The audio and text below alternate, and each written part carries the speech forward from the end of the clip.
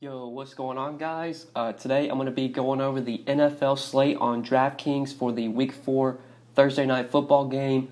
We got another showdown slate for Thursday Night Football, a very fun game this Thursday between the Eagles and the Packers. We're going to take a look at some of my favorite plays for this showdown slate. We'll talk through some roster construction as well as we go throughout the video. We'll hit on some of my favorite captain plays, a couple guys I like for value.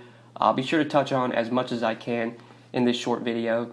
Just before we do get started, guys, I would appreciate it if you would drop a like on this video. Let me know down in the comments who is your top captain for this showdown slate, some of your favorite plays. Feel free to comment that below. If you do have any questions, if you want to leave any feedback, you can also do that down in the comment section. Make sure you subscribe, click the notification bell, so that way you get notified every time I upload. You'll never miss out on a new video. I will be uploading these showdown videos every Thursday, every Sunday night, every Monday night for the primetime games. Going to be making showdown videos all year. I will have videos out for the main slate as well. Those usually go up on Thursday or Friday. And once NBA season starts, I will be uploading NBA videos daily. So you're going to want to make sure you're subscribed with notifications on, so that way you never miss out on any of my new videos. I do have a ton of content coming out for you guys. But let's go ahead and start off with my favorite play on this showdown slate. I'm not really going out on a limb here. The number one guy for me is Davante Adams. He's 16,500 if you want to play him as your captain. He is 11,000 if you want to use him as a flex. Davante Adams is just too good of a receiver to avoid on this showdown slate, especially with this matchup. I think we're going to see a Davante Adams explosion game pretty soon where he just goes nuclear, and I think it could definitely happen here in this game against the Eagles. The Eagles secondary is really, really bad. They don't have any good corners, especially the good corners that could slow down Davante Adams. I have a ton of interest in the Green Bay passing game. I love Aaron Rodgers here at home in a primetime game. I think MVS is a really good play. Jimmy Graham is very cheap, so he could definitely be someone you look to for value.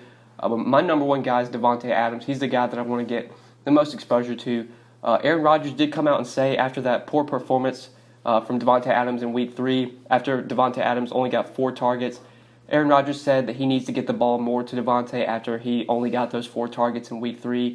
Eagles could potentially be missing Ronald Darby as well, so that just makes this even a better matchup for Davante Adams, makes their secondary even worse than it already is. Love the Packers here, love their passing game. I'm going to have a ton of exposure to their passing game. Davante Adams, definitely my number one play on the slate, and the guy that I'm probably just going to be trying to pay up for as much as possible, whether I'm paying up for him at captain or if I'm just playing him in a flex spot.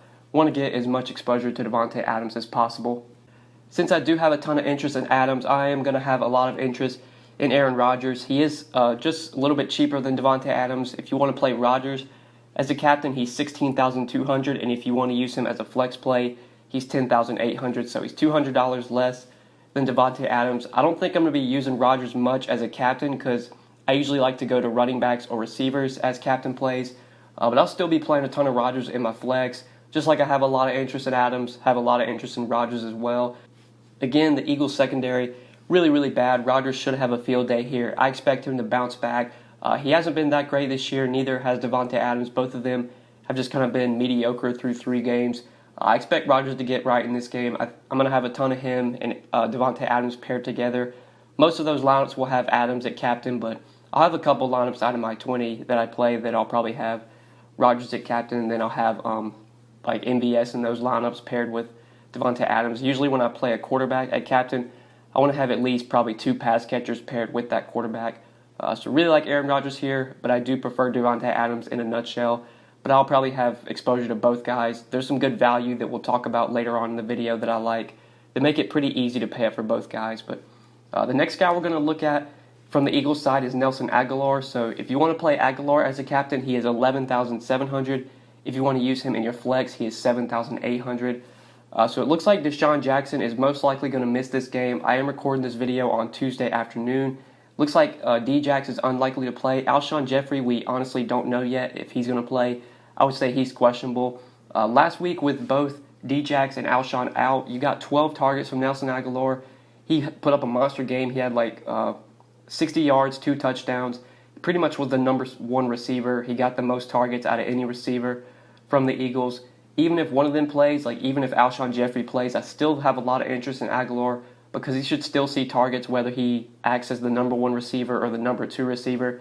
Should still see a decent amount of targets. If somehow both of them play, which, like I said, I think it's very unlikely that that happens, I would pretty much pencil in that Deshaun Jackson's not going to play here. But if by some chance both of them play, then that's going to take me off of Nelson Aguilar, but I don't expect that to happen. What's most likely going to happen is Deshaun Jackson's going to sit, and either Alshon Jeffrey's going to play or they're both going to sit. I don't really see a scenario where they both play. So I do really like Nelson Aguilar here. If both guys are out, that just makes him an even better play. If one of them plays, I still have a lot of interest in Nelson Aguilar. The target should be there. He's a big play receiver. Definitely a guy you probably want to target on this showdown slate from the Eagles side. But another guy that I like going back to the Packers side is Marquez Valdes-Scantling. So if you want to use him as a captain, he is $11,400. If you want to play him as a flex, he is $7,600. Like I said at the beginning of the video, I have a ton of interest in the Green Bay passing game here. Want to attack this Eagles secondary as much as I can. And Marquez Valdes-Scantling, he's pretty much been the number 2 receiver by a landslide. Geronimo Allison has just not seen a bunch of work, has not seen much volume. MVS has been getting a lot of targets, seeing a lot more volume than Geronimo Allison has. He's coming off a nice game as well in Week 3 where Devontae Adams struggled. You did get a pretty good game out of MVS. I think he had 10 targets in that game. He's clearly been the go-to guy behind Devontae Adams for Aaron Rodgers. In lineups where I have Aaron Rodgers at captain, I'm definitely going to have MVS and Devontae Adams in both of those lineups because I think those are the 2 pass catchers from the Packers that are most likely going to see the most volume and have the most upside. So really like MVS here. Definitely a guy that I want to go to as well from the Packers side. But now going back to the Eagles side, one guy that I like as a running back is Miles Sanders. He's $9,300 if you want to use him as a captain, which I think does make some sense given how cheap he is as a captain, and that's probably going to allow you to pay up for all the studs that you want. If you want to use Sanders as a flex play, he's only $6,200. He's slowly starting to solidify himself as the number 1 running back for the Eagles. In Week 1, he got 12 touches, and then in Week 2, he got 13 touches, and then last week in the Week 3 game, he got 15 touches. So his workload's slowly starting to increase. We're seeing less volume for Darren Sproles. We're seeing less volume for Jordan Howard. Miles Sanders feels like the number 1 running back for the Eagles. Definitely the guy that's going to play the most amount of snaps. Should get the goal line work. He's been getting targets as well. They're using him in the passing game. And I think with the Eagles being so thin at receiver, that is going to allow Miles Sanders to see more work in the passing game. He got 4 targets last week with both Jeffrey and Djax out. And if both of them wind up sitting here, then I think it's very likely you see Sanders get 4, 5, 6 targets, get some work in the passing game. If they get down to the goal line, I expect Sanders to be in there to punch it in. So if I'm going to a running back in this game, I think Miles Sanders is the guy that I want to go to. You could definitely target Aaron Jones, although he is questionable as I'm recording this video on Tuesday.